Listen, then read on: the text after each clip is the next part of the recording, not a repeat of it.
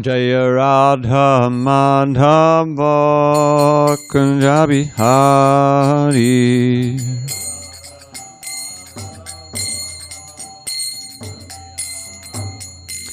Jaya Radha Madhava Kunja Bihari.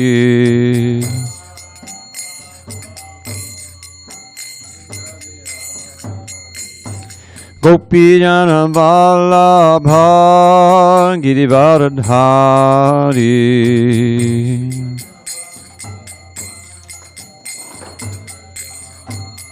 Jai Gopi Jana Vallabha Girivardhari.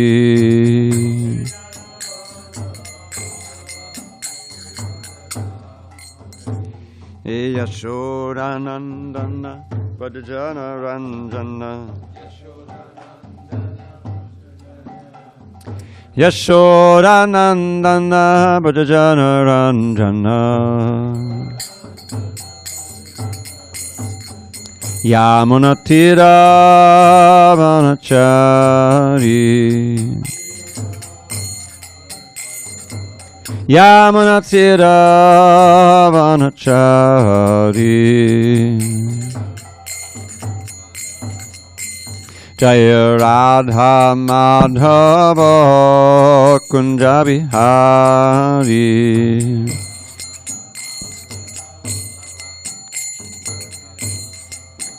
Jaya Radha Madhava Kunja Bihari.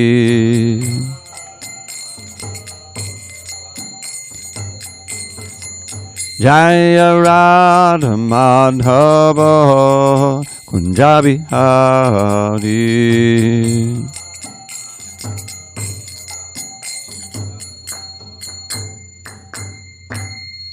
Jai Om Vishnupad Paramahansa Parivajikacharya Astotar Sri Srimad Divine Grace Srila A.C. Bhaktivedanta Swami Prabhupada Ki Jai. ISKCON BBT Founder Acharya Srila Prabhupada Ki Jai. Jai Om Vishnupad Paramahansa Parivajikacharya Astotar Sri Srimad His Divine Grace Srila Bhakti Siddhanta Saraswati Thakur Ki Jai. Ananta Koti Vaishnavindra Ki Jai. Namacharya Srila Haridas Thakur Ki Jai. Kantaraj Srimad Bhagavatam Ki Jai. Samaveta Bhaktivinoda Ki Jai. All glories to the assembled devotees. All glories to the assembled devotees. All glories to the assembled devotees. All glory to Shri Guru and Gauranga.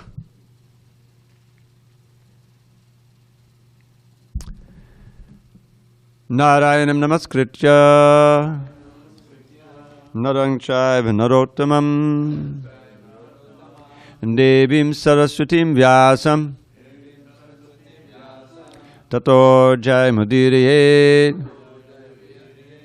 Before reciting this Srimad Bhagavatam, which is our very means of conquest, we should offer our respectful obeisances unto Lord Narayan, the Supreme Personality of Godhead, unto Narayan Rishi, the supremest human being, unto Mother Saraswati, the goddess of learning, unto Srila Vyasadeva, the author, and unto Srila Prabhupada, the translator, commentator, and our spiritual master. Nashtaprayesha Bhadreshu Nityam Bhagavata Sevaya Bhagavatyuttama Shloke Bhakti Bhavati Naishtiki. By regular attendance in classes on Srimad Bhagavatam and by rendering devotional service to the pure devotee, all that is inauspicious within the heart is destroyed almost to nil, and loving devotion to the Supreme Lord, who is glorified in transcendental songs, is established as an irrevocable fact. Om Namo Bhagavate Vasudevaya. Om Namo Bhagavate Vasudevaya. Om Namo Bhagavate Vasudevaya. On this 9th day of December 2021 in San Diego, we're reading from Srimad Bhagavatam, translation and commentary by His Divine Grace A.C. Bhaktivedanta Swami Prabhupada. We are in Canto 5, entitled The Creative Impetus. Chapter 9, entitled The Supreme Character of Jada Bharata. Text number 18.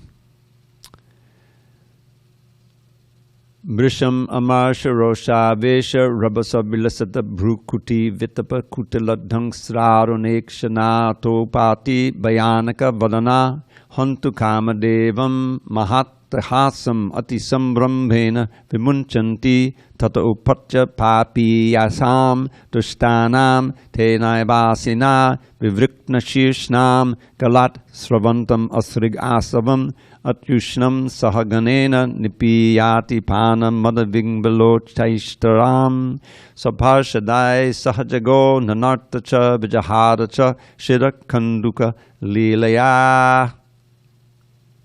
Translation. Intolerant of the offenses committed, the infuriated goddess Kali flashed her eyes and displayed her fierce, curved teeth. Her reddish eyes glowed, and she displayed her fearsome features. She assumed a frightening body as if she were prepared to destroy the entire creation. Leaping violently from the altar, she immediately decapitated all the rogues and thieves with the very sword with which they had intended to kill Jada Bharata. She then began to drink the hot blood that flowed from the necks of the beheaded rogues and thieves, as if this blood were liquor. Indeed, she drank this intoxicant with her associates, who were witches and female demons. Becoming intoxicated with this blood, they all began to sing very loudly and dance as though prepared to annihilate the entire universe. At the same time, they began to play with the heads of the rogues and thieves, tossing them about as if they were balls. Nectar. Hare Krishna. Purport. It is evident from this verse that the devotees of Goddess Kali are not at all favored by her. It is Goddess Kali's work to kill and punish the demons. Goddess Kali Durga engages in decapitating many demons, dacoits, and other unwanted elements in society. Neglecting Krishna consciousness, foolish people try to satisfy the goddess by offering her many abominable things. But ultimately, when there is a little discrepancy in this worship, the goddess punishes the worshipper by taking his life. Demoniac people worship Goddess Kali to obtain some material benefit, but they are not excused of the sins performed in the name of worship. To sacrifice a man or animal before the deity is specifically forbidden. Text 19, Evam eva kalu mahad abhicharati kramak karchnein atmane politi. When an envious person commits an offense before a great personality, he is always punished in the way mentioned above. Text 20. Skip the Sanskrit. Shukadeva Goswami then said to Maharaj Pariksit, O Vishnu Datta, those who already know that the soul,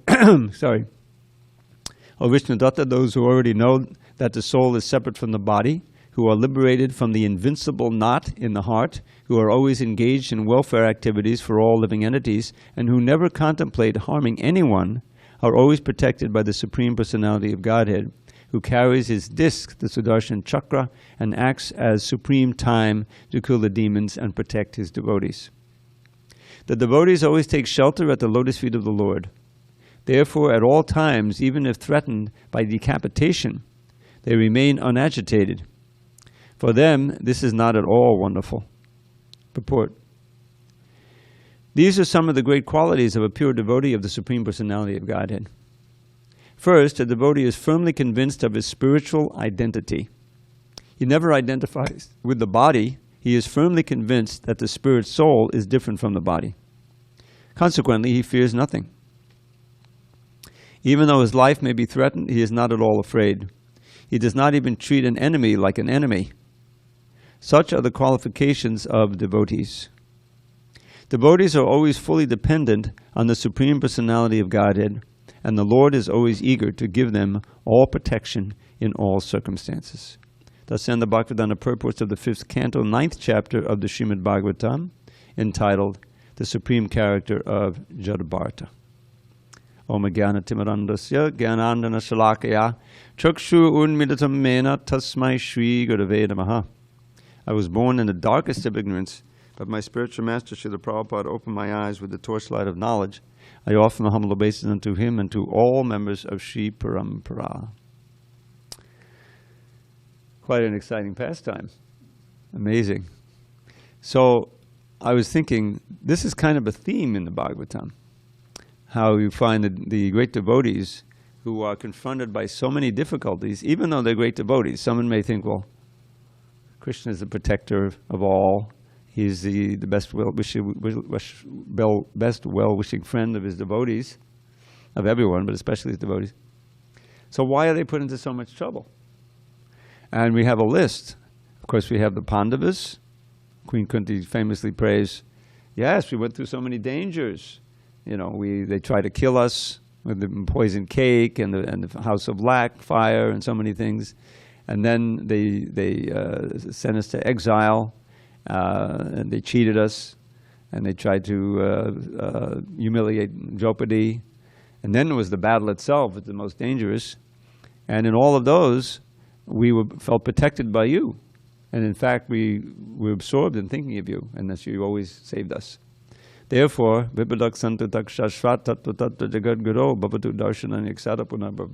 she actually prays that those dangers will happen again and again. Because by those dangers, we so intensely think about you, you're present with us, and you save us all the time. There's, of course, the Ambarish Maharaj, who exhibited the same exact nature of not flinching, even when threatened with annihilation or immolation by a female demoness that was created from the hair of, who remembers his name? Durvasa Muni. Durvasa Muni. Durvasa Muni is very easily riled when he perceives some insult. And we know the whole story, that he engineered this whole pastime where he would interrupt Maharaj Ambarish's breaking of the fast on Ekadashi. And so Maharaj Ambarish drank a little water. Oh, maha offense. You broke your fast without inviting me to breakfast. Silly. And so what's the result? Just like the punishment is so much greater, like Haridas Thakur. You know, he's chanting Hare Krishna. The punishment is because you deviated from the Muslim Dharma to be caned and to death. You know, it's crazy. So the same thing with this Durvasa Muni. He created this Kritya, a female fiery demoness, to burn him to ashes. And he's standing there praying, and the big demoness is approaching him, ready to immolate him, and he's not flinching at all. Just as Jada Bharata completely continues to pray. The sword is coming down. And so he was saved by Krishna's chakra. The demoness was slain, and Durvasa Muni was chastised, and he finally surrendered to Ambarish. Haridas Thakur was also threatened with death, and he didn't flinch. They were beating him, beating him, beating him. He's just chanting Hare Krishna, and he was completely saved even from the pain of, then Lord Chaitanya protected him. And then one of the most famous, of course, is Prahlad Maharaj himself. He was just meditating on Krishna, absorbed in thinking of Krishna. And they threw him off the mountain. They tried to crush him under the elephant. They tried to poison bites of the snakes, boiling him in oil, whatever they could do to try to kill him. And he was unfazed. And, of course, saved ultimately from the Shingadev. So this is a great quality of the devotees. And Jada Bharata is showing his pure, absolute devotion here, where he's not even, he could have killed him himself. He's such a powerful body, but he didn't do anything. He's just sitting there praying, chanting, meditating on Krishna. And Kali, who's ultimately, she's a servant of the Lord, although she's showing some of her more fierce aspects here. So she can't stand the idea that this pure devotee is going to be beheaded. So she does the work on the Dacoits. And if you remember that they wanted to drink his blood as an intoxicant. So their blood became drunk by her. Yeah, look it up. I was reading before. That was one of the things that they were going to do. And instead, their blood was drunk by Kali and her witches and demons, her associates. So it was very dramatic. And one thing we can recall, that in this way, he's manifesting the same qualities as his exalted father, Lord Rishabdev. Remember when Lord Rishabdev took sannyas, after his instructions, he just took on this avadut mentality and just wandered everywhere. People insulted him, they passed air at him and everything, and he was completely tolerant of the whole thing. He took that kind of indifference to attacks from the demons because of absorption in Krishna consciousness. Now, I'd like to bring up other instances in Srila Prabhupada also faced death, and either just coming to America, that was an example of his fearlessness, or after he came to America, walking around on the streets of Manhattan, an elderly man like that is itself risky, and then his. He almost passed out. The devotees thought he was going to leave his body when he had that stroke in May of 1967, and the doctors were not very hopeful. But he, he left the hospital. You know the story of how he left the hospital. They didn't want to let him leave the hospital. They were going to do all kinds of tests on him and everything. And so was it Brahmananda or Gargamuni? One or the other. I think Gargamuni. He said, "Get me out of here." So he's wheeling the gurney down, unauthorizedly out of the room and into the elevator and everything, and down and out he went. And he knew what was best for him, to go back to India and to regain his health, and so he did that. But the whole idea is that just coming to America and continuing to preach and undergoing, this was a very risky thing he was doing. Unabashedly, unafraid. And famously, when 1970 Rath Yatra was held in Golden Gate Park, it's wonderfully told on these DVDs, which are available on YouTube now. The whole pastime of the 1970 Rath Yatra. There was no international festival in Mayapur at that time. It was the biggest festival in ISKCON. Devotees came from all over the country to June of 70 into San Francisco, which is one of the main temples at that, and LA and New York, I think, were the main temple. And Prabhupada was going to be there. He was staying in LA and then he would come up. And so at the last minute, this was the time of the Black Panthers and Black Power. And they had decided that Golden Gate Park in its entirety was their turf. And so they warned us that if you have this festival, we're going to attack you and everything, and they had guns and whatever. So devotees didn't want Prabhupada to go. There's this threat, and Brahmananda says on the tape, it's a credible threat, But Prabhupada wouldn't hear of it. Of course I'm going. Just like, what's the threat? So the strategy was, okay, well, we'll drive you. He was staying some distance away in an apartment. We'll drive you to the site. So they drove a circuitous route. The procession had already started, and they were still driving Prabhupada, And there was a rumble. There was a fight. They attacked, and we had our own guys. I think the Hells Angels were also helping us. And they had those big sticks that they tried to keep people away from who wanted, some Indians would come and throw themselves under the wheels. That's a way of going back to Godhead quickly, supposedly. And so they had that to prevent it. So they had these big long sticks. They were fending him off, and it was big. So then it was all done, and procession went on, and then Prabhupada arrived in the middle of it, and there's this wonderful a video of him getting out and dancing with the devotees surrounded, and he's dancing in this incredible bright silk, pink silk that he'd been given. Also in Calcutta, there was a Calcutta Pandal, and the Naxalites, who you know very well, they're terrorists, communist terrorists. They warned Prabhupada. They said, fly or die. They probably had given that to many, and they had flown. But Prabhupada didn't fly. He just went on, and they arrived in the Pandal, they're all very stern and menacing.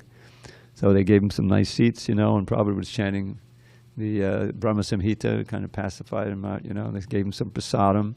And then Prabhupada, very skillfully, he described, Krishna consciousness is the actual spiritual communism, because they were communists, and they were interested in that. So glad you pacified it.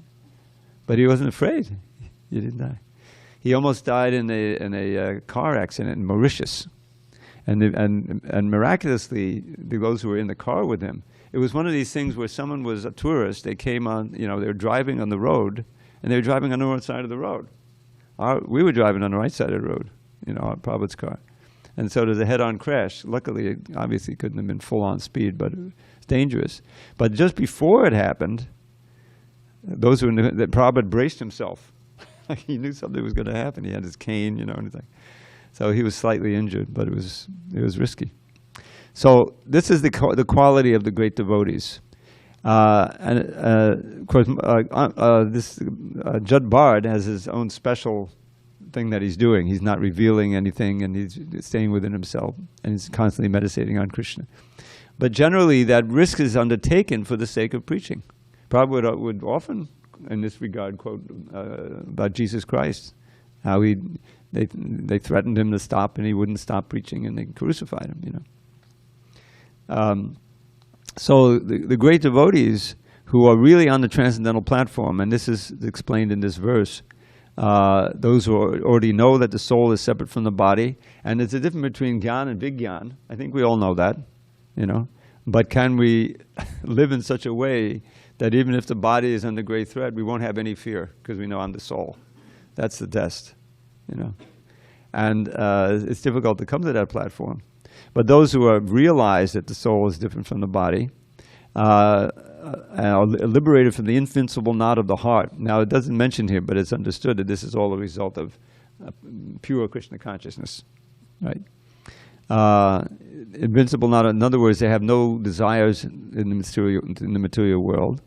They're always engaged in welfare activities for all living entities by preaching Krishna consciousness, and who never contemplate harming anyone are always protected by the Lord. So that protection comes in many different ways. That the real key is that yes, he will protect the body often, but in the final analysis, we're all going to die.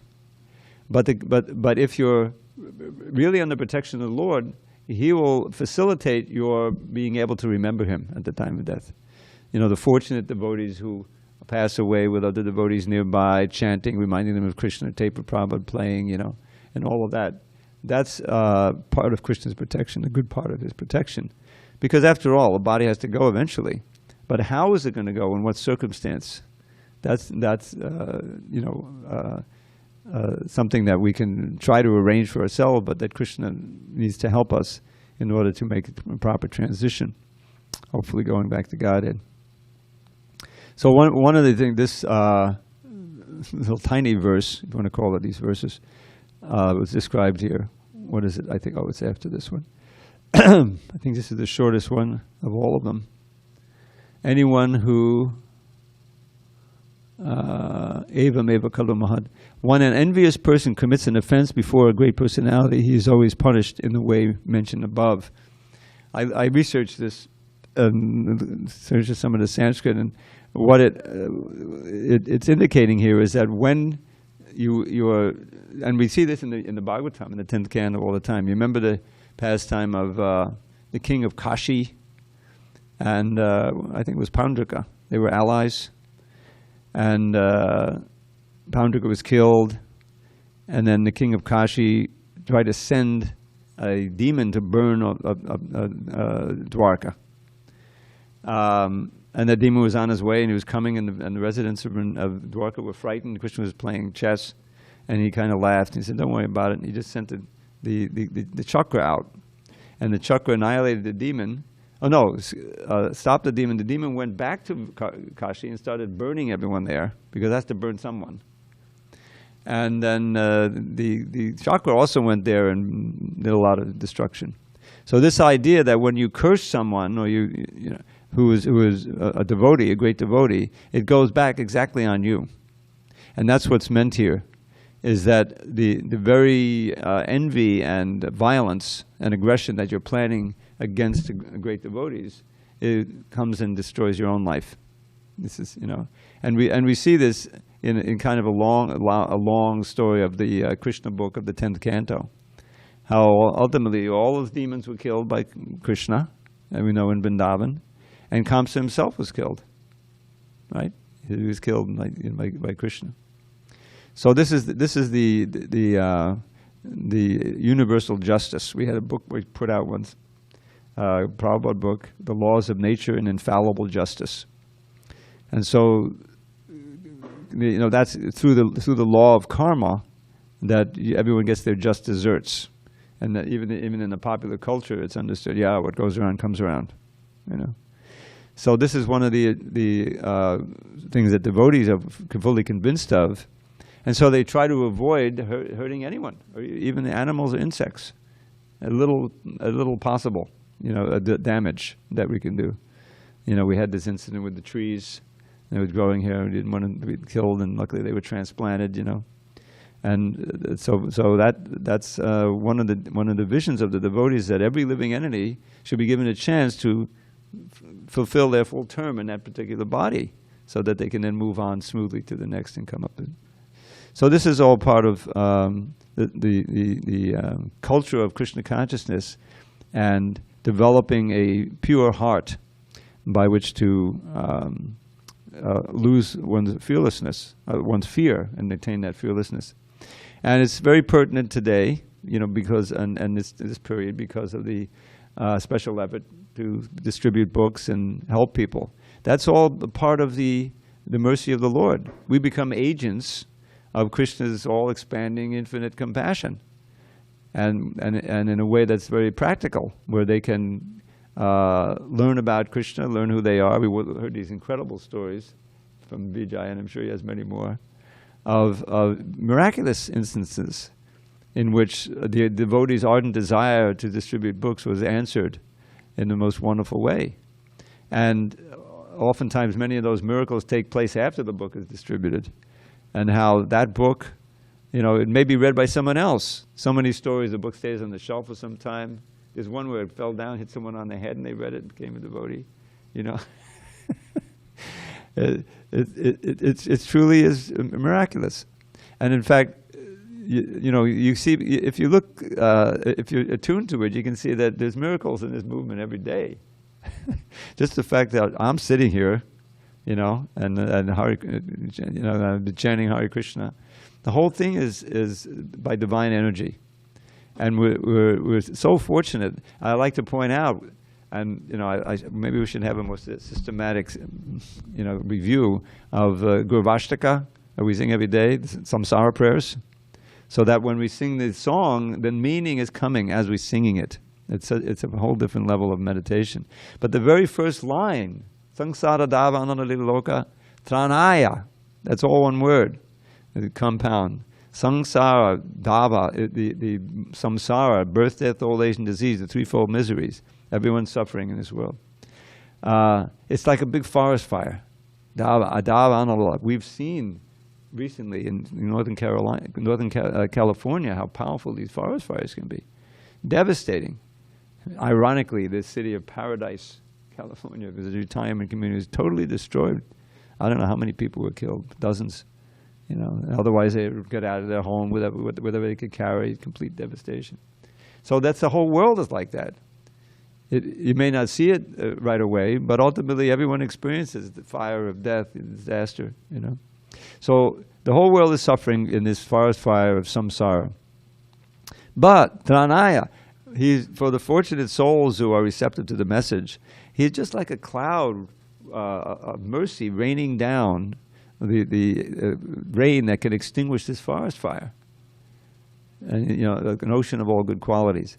So the first thing we should feel, since we're recipients of that rain, of that mercy, fortunate few who took it seriously, we should feel great gratitude and an impetus to try to repay the debt, which we can't repay, but Prabhupada said how you can repay by trying to give it to others, by preaching like me. In other words, feel that, pay it forward, whatever you want to call it, is that we've been given this great opportunity, so we have a responsibility to pass it on, to try to make others as fortunate as we should feel. And that's this, the first message. And then how he does that, how that mercy manifests through the Sankirtan, Mahaprabhu Kirtan and Nityarita, through the deity worship, where you can come and have a place and see the deities. The Lord appears in the form where we can see him and serve him. We can't see that original spiritual form, but he does that. That's all part of the mercy manifestation and the efforts of the great acharyas. And of course, prasadam. This is all part of the preaching movement. The kirtan, the deities, prasadam, and then there's this insight into the internal state of the great, acharyas. They're always serving Radha and Krishna within, etc. And then a very, very key verse, Yasya prasada bhagavat prasado, that if you can get the mercy of the spiritual master by trying to follow his instructions, chanting, following, you'll get the mercy of Krishna. And the mercy of Krishna is worth millions of times more than diamonds and gold.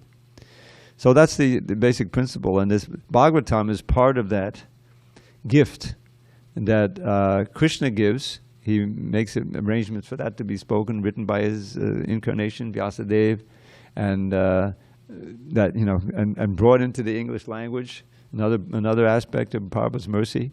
What could we do with the Bhagavatam if it was still in Sanskrit, or the Chaitanya Charitamrita?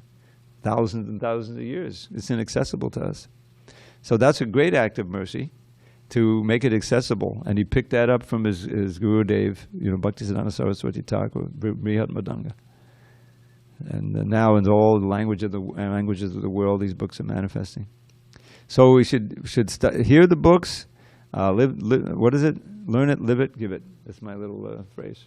Learn it. Bhagavad Gita? Maybe we should make a t-shirt. Bhagavad Gita? ? Learn it, live it, and give it. So that's the mood of the true followers of Srila Prabhupada and his followers, is that we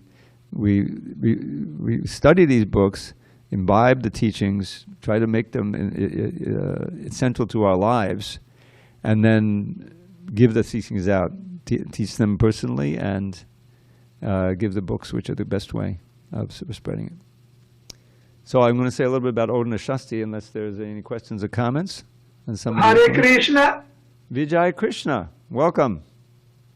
Thank you very much, Dravida Prabhu. May I? Please. Prabhu, the quote from the purport is... Which purport? We read several. The first verse, 18? 18, okay. Exactly. Okay, go ahead. Quote, neglecting Krishna consciousness, foolish people try to satisfy the goddess by offering her many abominable things. But ultimately, when there is a little discrepancy in this worship, the goddess punishes the worshipper by taking his life. End quote. So, Prabhu, my question is, why is it that when I worship Lord Chaitanya, my offenses are not taken by him in consideration? He forgives the offenses. He only accepts the service. And why is it that if I go for worshiping Kali, she doesn't forgive even a little discrepancy? She kills me. Yeah. If in the execution of my worship to her, I do some mistake. Why is it that this huge difference between Lord Chaitanya accepting my service and Kali accepting my service exists? Well, the first thing is that Lord Chaitanya is Mahavadanyaya. He's the most munificent avatar.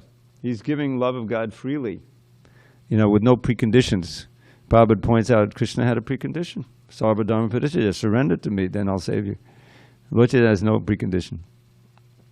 He said, just chant, And I mean, when Jagai Madai surrendered, he made the condition, yes, from now on, you don't sin, and if you promise to do that, all your sins are negated. And they agreed. And this was all by the mercy of Lord Nityananda, right? Lord Chaitanya was furious because Nityananda was attacked, he's bleeding, so he's got his chakra ready. And the Jagai Madai were chastened, duly chastened, they surrendered. Jagai had already done a good deed by holding Madai's hand and stopping him from throwing another pot. So he was, when Lord Chaitanya told Lord Chaitanya about that, then he was blessed and immediately got the love of Godhead So Lord Chaitanya has come not to annihilate. He has a different modus operandi than Lord Krishna.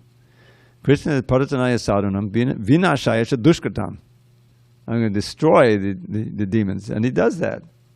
Even, of course, in Vrindavan he's killing one at a time, but when he gets to Mathura, he's killing wholesale with Jarasa coming millions, and Kaliyavana millions. It's like, and the Mahabharata war even more millions, all cleansing the earth. But Lord Chaitanya, he has no weapons. He has weapons as the holy name, his beauty. It's described like that. What kind of weapons are those? They're designed to kill the demoniac nature in our heart. It's said that the demons and the devotees in this age are born in the same heart. We all have our demoniac tendencies and our virtuous tendencies. So Kali Yuga is dangerous because it brings out the demoniac tendencies. Now every day there's these mass shootings, and it's horrible. So we're living in that age. So Lord Chaitanya, if he's going to punish everybody for all they're doing, then it's just going to be slaughter. That happens at the end with Kalki. All the demons get punished. But now there's some hope because there's some people who are ready to chant. And by that chanting, then it's so powerful that it cleanses the heart, and you can quickly become virtuous if you just try a little bit. So Lord Chaitanya is not, he doesn't recognize I think what you're thinking is in the chanting of the Panchatattva mantra, there's no offense. Yes, especially, I'm thinking about that. Yeah. So, but then when it comes to Kali, this is all the materialists. And their nature is demonic. There are a lot of the demons, they worship Kali. They also worship Shiva. We have Ravana, right, and Vrikasura. And so there's no question of love or devotion there. It's all just a business deal, right? I'll worship. And therefore it's like in a complicated business deal, you have a contract and all the dots and the I's, everything has to be dotted and just right. Or one of the parties whose only business is to get as much money as possible says, I got the money already, now I can cheat him out of not giving him the goods because he didn't, the contract is false. It's all very materialistic. So that's the condition here with the demons. There's absolutely no affection or love, There's just this, okay, I've performed this severe austerity, now Kali owes me something, So she's ready to do that for some time, but she's also ready to punish them because she's ultimately a devotee. So there especially in Kali Yuga, because this isn't Kali Yuga, but there's a concession. Okay, they're going to eat meat anyway, so let them, at least kill a goat and offer to Kali. It's a restriction. Probably, this is all a way of restricting it. And so the worst thing is that, okay, let's forget about that, and we'll just have slaughterhouses. So that's a super great offense. And, Prabhupada said, then you have wars, and you have mass disease, a cancer, so healthy, the economy goes to hell, pollution. In every way, this mass meat eating and slaughterhousing is destructive on a mass level, individual level, economic level, everything. And aside from that, you're incurring huge sinful reactions that will come to you. So in order to avoid that, there's this thing, okay, once a month, you can offer a goat to Kali, and with the mantra that includes mangsa, which means, mangsa, that means me and him. I'm eating him, and then in future he'll eat me. Prabhupada said, so someone wakes up, why should I do this business? Let me at least go get the impossible meat. It may taste like meat, but whatever. And even better, let me go to Hare Krishna and have some nice prasadam in the chorus. Prabhupada knew who we were. The holy name has got to have that prasadam. Those two things, and that can clear it. So Kali, and she's a servant of Krishna. When she saw, that they were going to kill one of the great devotees of Krishna, she just couldn't take it anymore. She came out and killed all the Dacoits, drank their blood. So it's a whole different mood. Lord Chaitanya is trying to save us, giving us a way. Ultimately, we have to come to the same point. No more meat eating, right? No more illicit sex, taxation, gambling. But by seriously taking up the chanting, the purification happens so fast, especially if there's some nice prasadam next, that you can take afterward, that it's not long before you can give up the meat eating and start to become saintly. That's the whole idea. It's such a powerful process.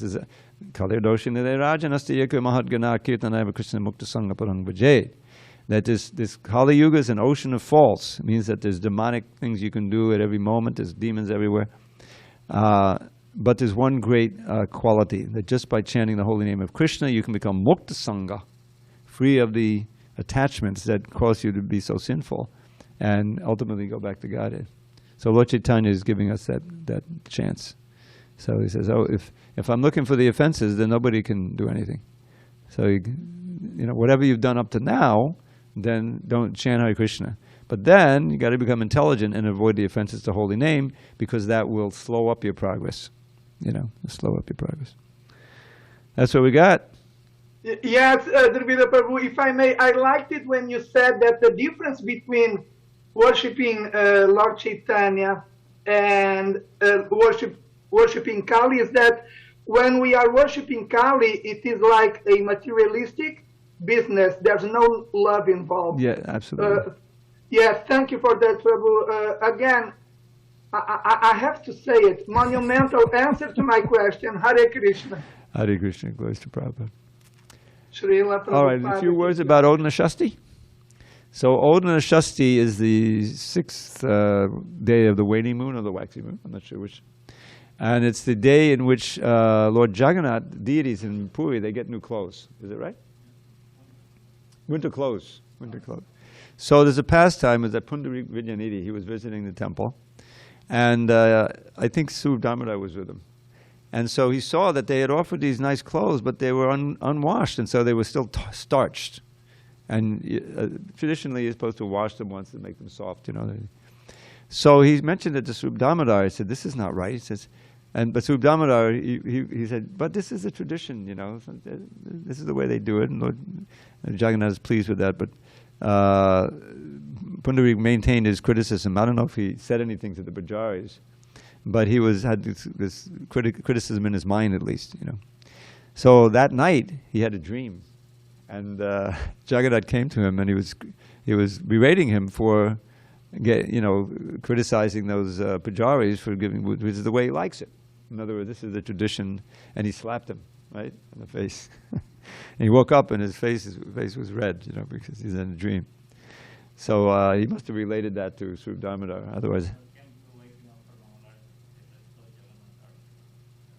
the Jagannath deities came to wake him? Oh, I see. Who woke him up? Use the mic. Can you use the microphone? Yeah. So Sarup Damodar was very close to him. They were good friends. Yeah. So Sarup Damodar came next morning, knocking his door. Said, "Let's go for darshan for Jagannath." Said, "Oh, no, something terrible has happened." So he narrated what has happened. He told him, "Oh, I won't go for a few days. People see me, what they're going to say." See, his face was all swollen. Yeah, his face was all swollen. And then I guess, and he realized his mistake and everything. Yeah. Yeah, So we're very fortunate. Yeah. I mean, it has to remind you of the pastime of the Kazi, right? When the Shringadev came and stood on his chest and was scratching him. Don't mess with my kirtaniyas anymore, So one moral of the story is that there are obviously standards for the deity worship that are met, but there are also some leeway for individuality and tradition. And if we think it's a peculiar condition, we shouldn't criticize.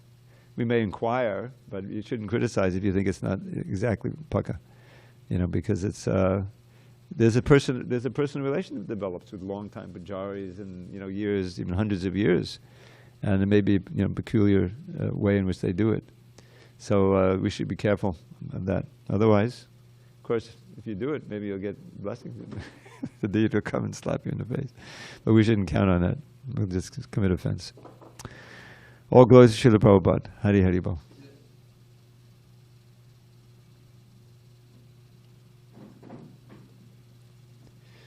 All right, chapter 10.